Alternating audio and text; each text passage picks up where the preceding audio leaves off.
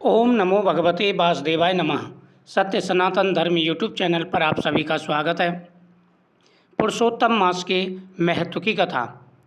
श्री नारायण बोले, राजा इसी तरह चिंताग्रस्त रहता था। एक समय वाल्मीकि ऋषि उनके यहाँ आए। राजा ने जल्दी से उठकर भक्ति सहित उनके चरणों में नमस्कार किया।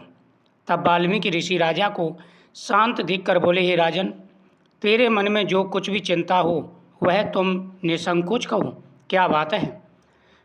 धर्मा ने कहा, महाराज, आपके चरणों की कृपा से सब कुशल है, सब कुछ ठीक है, परंतु हे विद्वान, एक बड़ी विचित्र घटना हुई।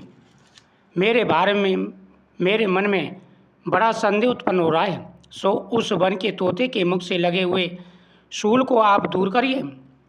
वाल्मीकि ऋषि राजा के वचन सुनकर बोले, राजन, पूर्व जन्म में तुम द्रवण देश में ब्राह्मण के घर में ताम्रपर्ण के किनारे उत्पन्न हुए थे।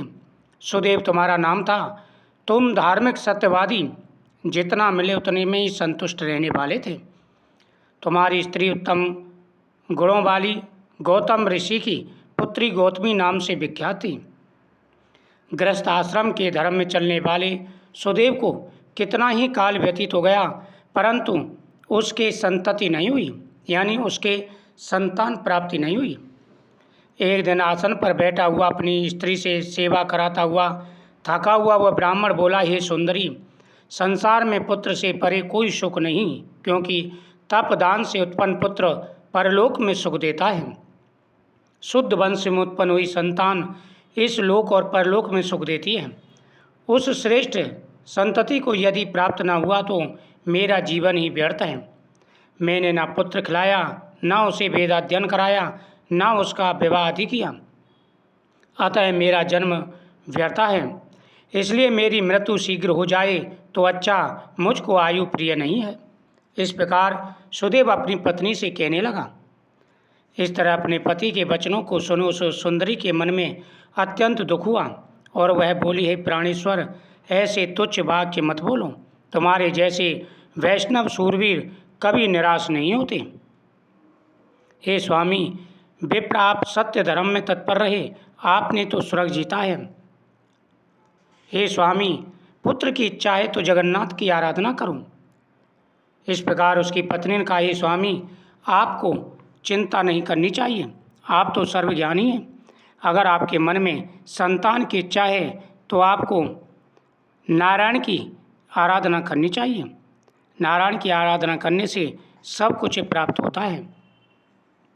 वह ब्राह्मण श्रेष्ठ अपनी पत्नी के ऐसे वचन सुनकर निश्चय के साथ ताम्रपाणी नदी के किनारे चला गया।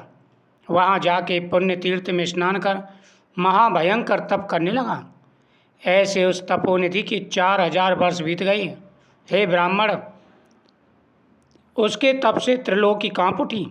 महाउग्र उस सदैव का तप देख बड़े वेग से गरुड़ पर सवार भक्त वत्सल श्री भगवान प्रकट हुए। श्री नारायण बोले, हे नारद जी, नवीन मेघ के समान चतुर्भुज जगत के पालन करने में समर्थ उन मुरारी के आनंदित मुख को देखकर बड़े हर्ष के साथ सुदेव ब्राह्मण ने मुकुंद को साष्टांग प्रणाम किया। भगवान को देख करके ब्राह्मण ने उनको साष्टांग प्रणाम किया। वाल्मीकि ऋषि बोले, इस तरह विष्णु की स्तुति कर ब्राह्मण सुदेव हरि के आगे बैठ गया। तब भगवान ऐसी स्तुति सुन मेघ के समान गंभीर वाणी में बोले, हे वत्स, तुमने बड़ा घोर तप किया है, इसलिए जो इच्छा हो वर मांगो। सुदेव बोला, हे नाथ, जो आप प्रसन्न हुए हैं तो हमें एक श्रेष्ठ पुत्र दीजिए। इस तरह ब्राह्मण के वचन सुन श्री नारायण बोले, हे वत्स, पुत्र का सुख विधाता ने तेरे भाग्य में नहीं लिखा है। तेरे भाग्य में पुत्र का सुख नहीं है। मैंने तेरे बाल पटक के सब अक्षर देखे हैं, परंतु उनमें 7 जन्मों में भी तुझे पुत्र का सुख प्राप्त नहीं है। जब सदैव तुमने भगवान की आराधना की, भगवान को प्रसन्न किया, तो नारायण तुम्हारे सामने आए और तुमने पुत्र की इच्छा की तो नारायण कहने लगे कि तुम्हारे भाग्य में तो 7 जन्म तक भी पुत्र का सुख नहीं है। भगवान के ऐसे वज्र प्रहार जैसे निष्ठुर वचन सुनकर जड़ से हुए वृक्ष की तरह वह ब्राह्मण पृथ्वी पर गिर पड़ा। जिस प्रकार जड़ से वृक्ष को काट देते हैं, वह पृथ्वी पर गिर जाता है। उसी प्रकार भगवान के वचन सुनकर वह ब्राह्मण रोने लगा, उदास हो गया और पृथ्वी पर गिर पड़ा। गौतमी अपने पति को इस तरह पड़े हुए देखकर अत्यंत दुखी हुई और स्वामी को पुत्र के मुख से रहित देख रोने लगी।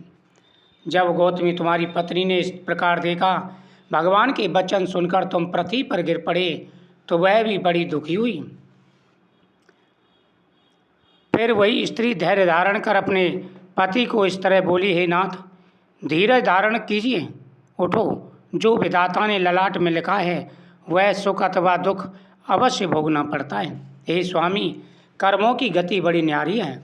व्यक्ति जैसा कर्म करता है विधाता उसी प्रकार से भाग्य लिखते हैं। अच्छा होना है, बुरा होना है, ये तो हमारे कर्मों पर निर्भर होता है। जिस प्रकार के हमने कर्म किए उसी प्रकार का फल हमें प्राप्त हो रहा है। हे स्वामी, हमारे सुख दुख जिस प्रकार से हमारी किस्मत में लिखा है वह हमें भोगना ही पड़ेगा। फिर वही स्त्री धैर्य धारण कर अपने पति को इस तरह बोली, हे नाथ, धीरज धारण कीजिए, उठो।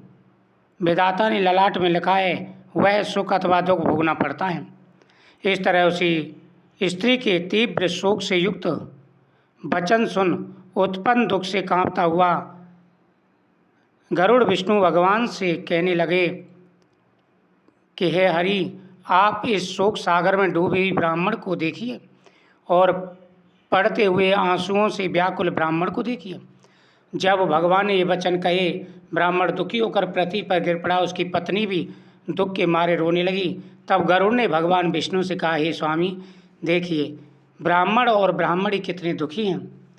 आपकी आराधना इन्होंने की, आपकी पूजा इन्होंने की और यह बहुत दुखी हैं। हे स्वामी, इनके दुखों को दूर कीजिए। हे दीनबंधो, आपको भक्तों के दुखों को न सहने वाली दया कहा गया है। आप कभी अपने भक्तों के दुखों को देख नहीं सकते, आप तो अपने भक्तों के दुखों को दूर करते हो।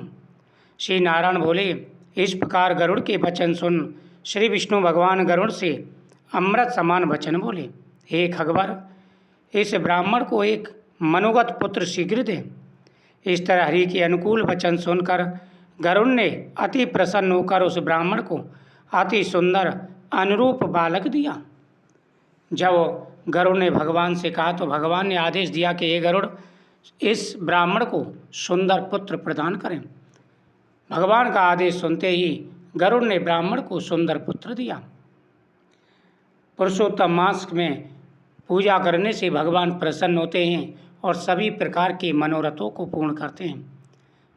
जिस प्रकार से भगवान ने ब्राह्मण की मनोकामना की पूरी की, उसी प्रकार भगवान सबकी मनोकामना पूरी करते हैं। ओम नमो भगवते वासुदेवाय नमः।